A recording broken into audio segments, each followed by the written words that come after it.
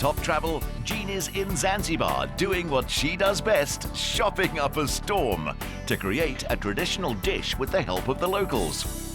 She tours a spice farm to learn more about what's going to end up in her pot. Then it's back to her kitchen, the ruins of Mille Palace, where things get hot. Next, it's off to a seaweed farm, where it's girl power all the way, before returning to the market for a taste of something sweet. In the 19th century, the world became obsessed with cloves, but Zanzibar became the largest producer of cloves in the world. As the spice trade continued, a lot of spices were shared between countries, especially South America, Asia, and a lot of them were ginger, nutmeg, cardamom, and they're still grown in huge quantities here in Zanzibar.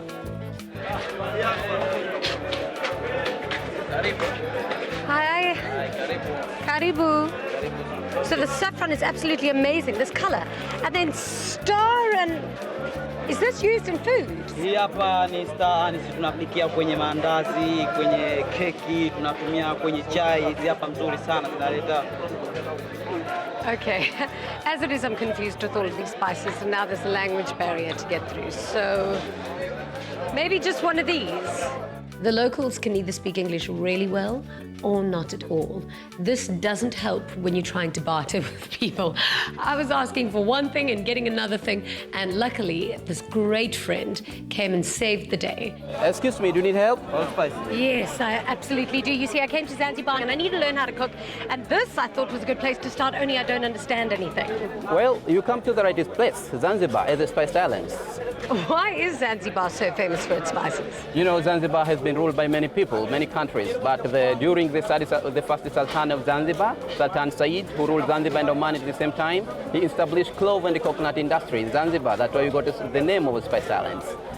I was thinking of making a Swahili dish, but is it true that if you can understand spice, then you understand flavor, and if you understand flavor, then you can cook? Yeah, but you need a little guide. You will be my little guide. Okay, what am I going to need? If you want, are you interested with the spice rice? Is it? Yes, I think spicy anything, something that's really tasty, something that's traditional Swahili, and something that's easy enough for me to make. Yeah, it will be very good. So we're going to cook pilau. And if you want to cook pilau, it's a mix of different spices, but you must have a cinnamon. This is the cardamom. It's very good for spiced rice. But not only this, if you see saffron, fresh saffron always is very expensive. Oh, really? Yeah, this you can use to coloring food as well to change the flavor of the food. Okay. But if you can understand about this vanilla, as well as very expensive. Wow, vanilla's fantastic. You know, vanilla you can't. It is very difficult to cultivate it. So harvesting way, yeah, because you're supposed to do pollination. And is it found in this form, or is this being dried or treated? I think the good idea for you. Did you ever do spice tour in Zanzibar? I've never been on a spice tour. The good idea to take you to the spice farm. Okay. Cinnamon spice has roots dating back to ancient times. It is said that it was even a gift fitting for a monarch or even a deity. Now, in Roman times, a pound of cinnamon would have been worth like 10 months' wages. That's a very valuable spice.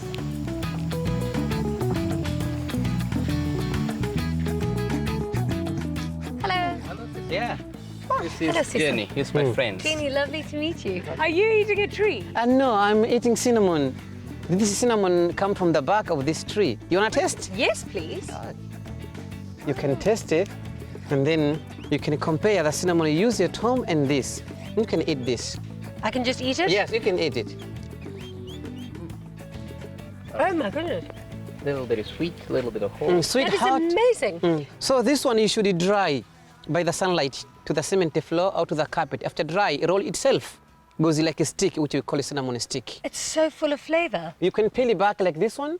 After 6 months, grows again. I met this incredible guy who was basically the farmer, the spice farmer. And what he taught me is that he doesn't have a farm, he has a pharmacy, because it is amazing to see how these trees are actually healers.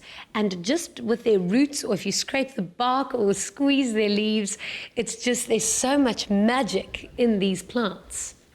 I had no idea that spices really came from, you know, that kind of thing. Here's something I finally recognize. It's called a kruikie roer my nie, which directly translated from Dutch or Afrikaans means don't stir my spice. And you can see why when you touch them. They're so cute. They're shy plants, little sensitive. They don't like to be touched. When we come back, Spice Queen Jeannie heads to the ruins of Mille Palace. Her first royal duty, creating a spicy pilau.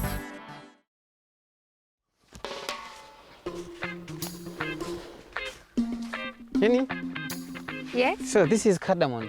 Cardamom. Yes, which Those is little green balls. yes, starting flowers like this. After flower becomes green pods like this.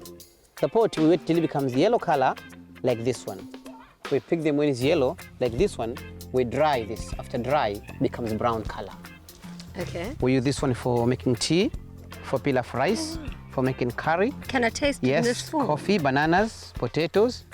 Some of them who want to drink like alcohol, they bite this one to kill the smell of alcohol. When they back to home, their mother doesn't know.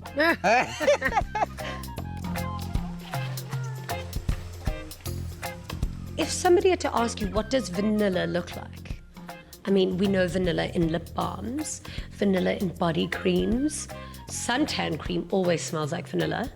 But what does vanilla actually look like? So do you know what is this?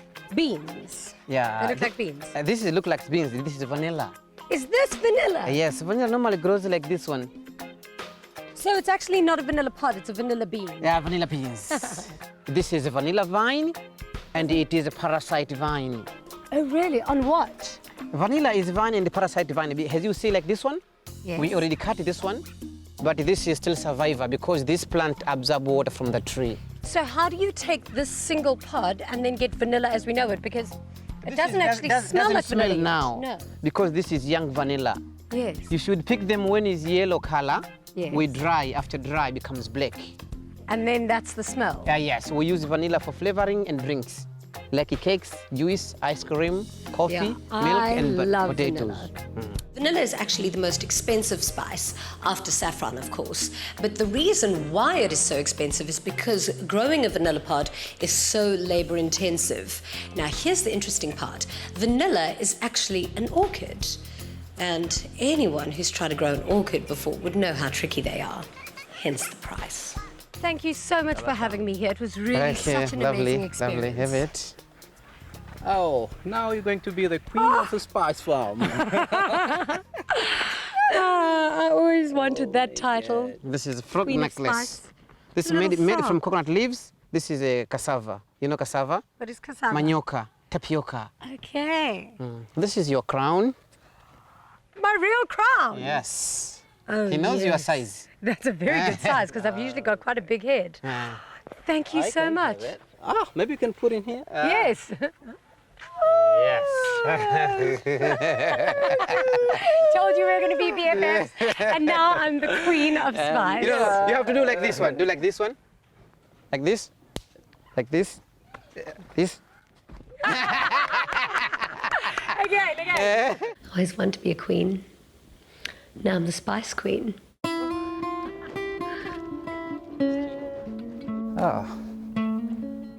Jeannie, I brought you here because you are the queen of the spice, and I brought you the ruins, the palace of Sultan. I'm the queen of spice. I like all things nice, especially a palace. Welcome inside. I want to explain something for you. Oh, great. The palace was built in 1911 and it was only occupied by the royal family for about 50 years. And it is so beautiful, it's such a shame that it stands in ruins today. This palace was owned by the first Sultan of Zanzibar, Sultan Said bin Said, and her first daughter, Princess Salome, was born in here. And Princess Salome, her mother, was a Russian girl. How did that happen? Yeah, you Her know. mother was Russian. Yeah, Sultan Said was very interesting with the tall women, and her mother, Princess Salome's mother, who came in here and started working for learning how uses our spices and other things. But later on, if she seems very beautiful, Sultan uses her concubine. He was a ladies' man. Yeah, I brought you here because today I want to show you how you can eat or cook spice food. Well, here I will connect you with a man who can teach you how to cook spice food. But before that, Yes. what I want you to wash your hand. Oh, with pleasure. Yeah, over there. How do I do this? Oh yeah, you can just add water to the soup. Thank you so much. You are welcome. Got it. Good and Now, clean and fresh. I leave you to Nasser.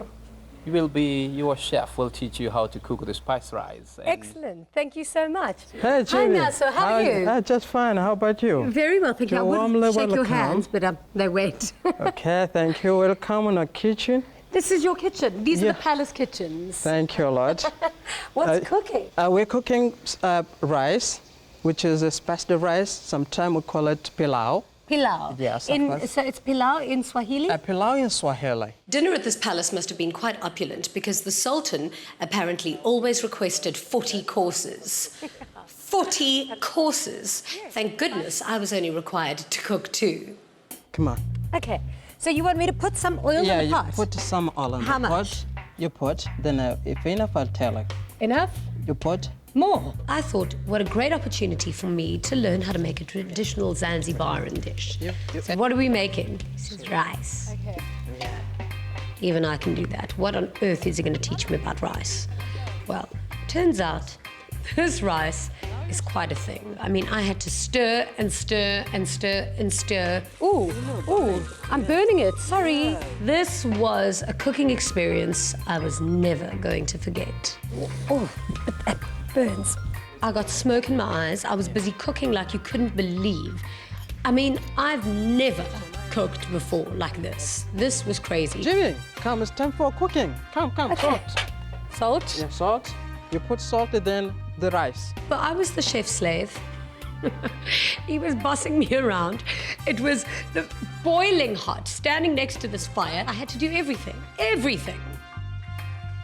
Okay, I will. Oh my goodness. There's a lot of like legwork that goes into this. So we've got our rice and potatoes cooking in our little oven. Yeah. What's next? And now we finish this in vivo. There's in vivo. Yeah, Can I this- check? Yeah, come on. What is it? Yeah, this is a yellow banana, Yes. which is very big. We cook them in a coconut milk, cardamom. We cook together. There are 2 different kinds of bananas in Zanzibar. One is a regular banana. The other one is much harder and a lot saltier as well. And this is actually the banana used for cooking. It's called a plantain. And if you taste it, it actually tastes quite a lot like a sweet potato. Time to time you. Oh, Whoa!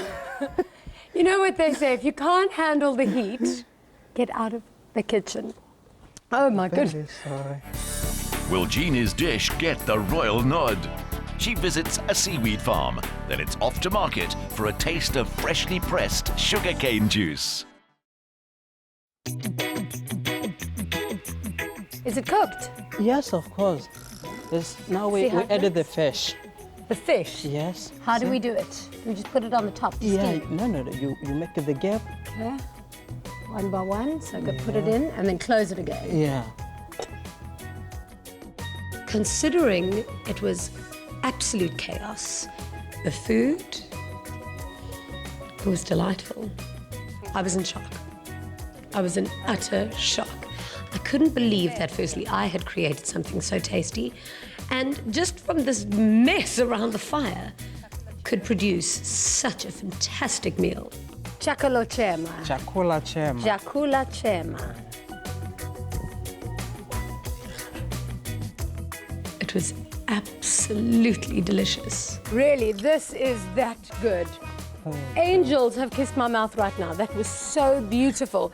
So after my full day with the spices around Zanzibar, becoming the spice queen, coming to my spice palace and tasting spice heaven. That is really amazing. Thank you so much for that. Thank you a lot.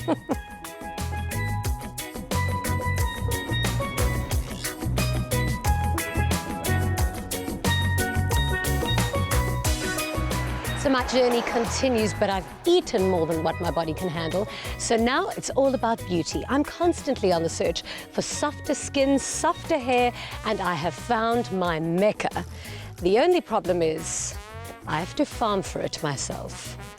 Seaweed farm for it myself. We travelled across to the Seaweed Center, which was probably one of the most inspiring little businesses that I'd ever seen in my entire life.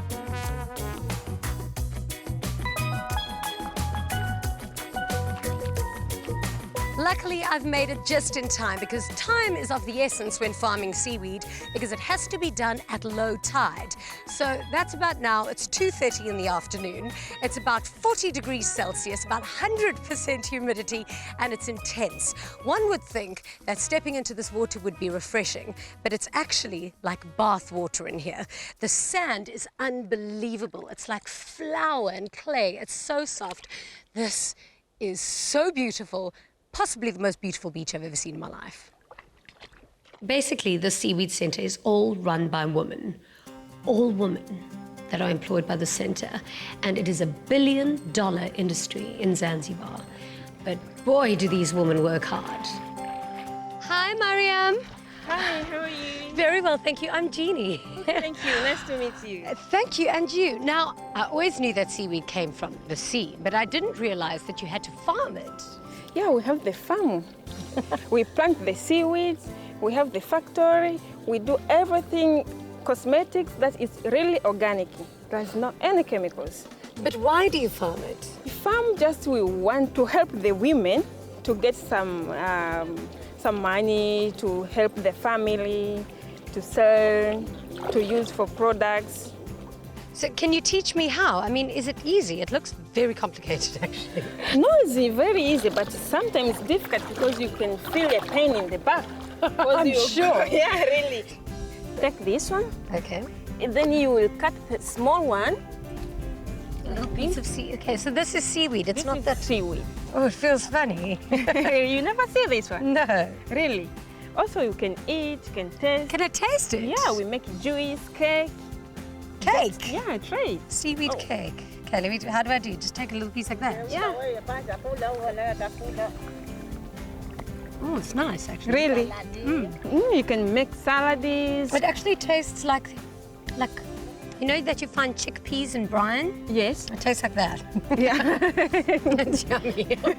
Seaweed farming is where they basically cultivate seaweed in the middle of the ocean, but they actually have little sticks and little strings tying it together in almost a grid-like system, keeping it together so that it can grow bigger. Once they grow bigger, they take it, dry it out, and mill it out to try and get all of those natural healing properties of the seaweed.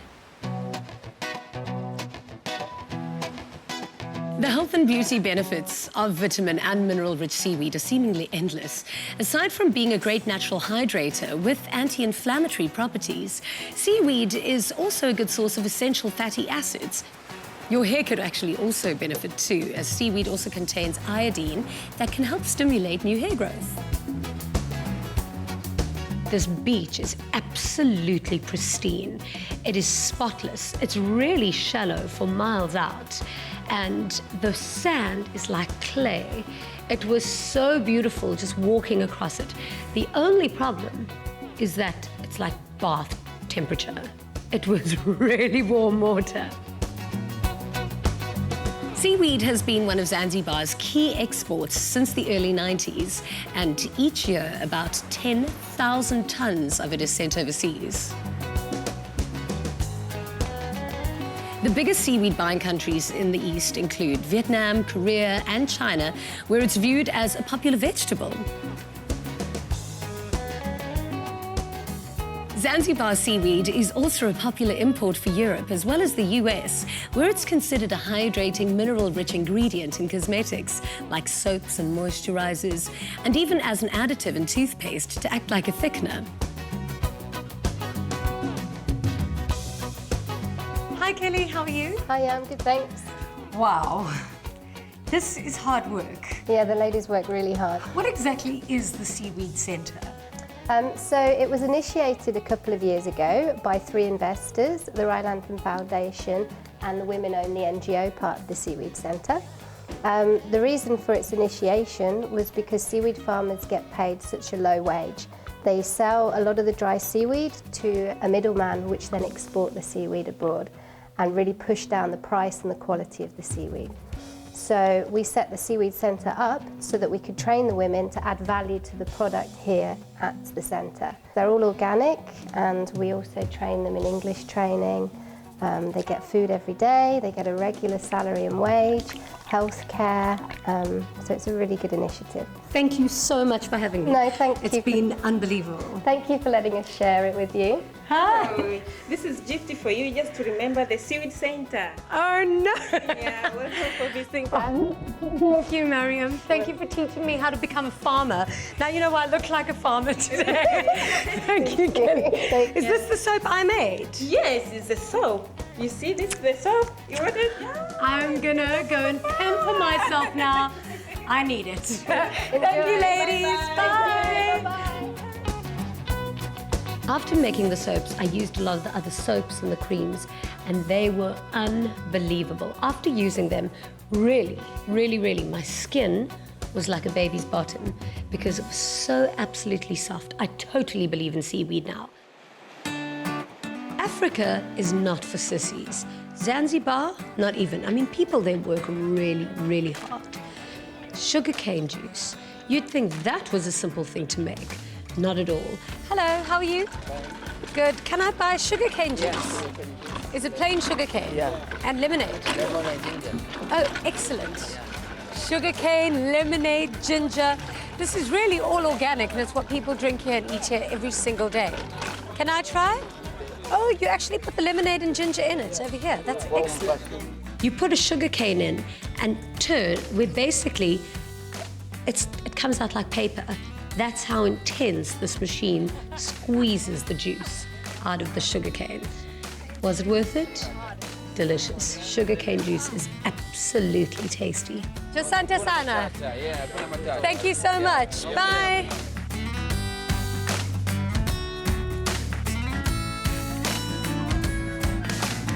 The great thing about Zanzibar is that it's a holiday destination for everyone. You can take the family there, you can go with your friends to have a great party, and it's also really romantic. I mean, those Zanzibaran sunsets are quite something. Next week on Top Travel, Jeannie and Janez are together again. They explore Rwanda, starting in the capital, Kigali. After an emotional visit to the Genocide Museum and Hotel Rwanda, they hit the streets via motorbike taxi and discover the city's nightlife. They visit a coffee mill, then head off to track gorillas, mist not included.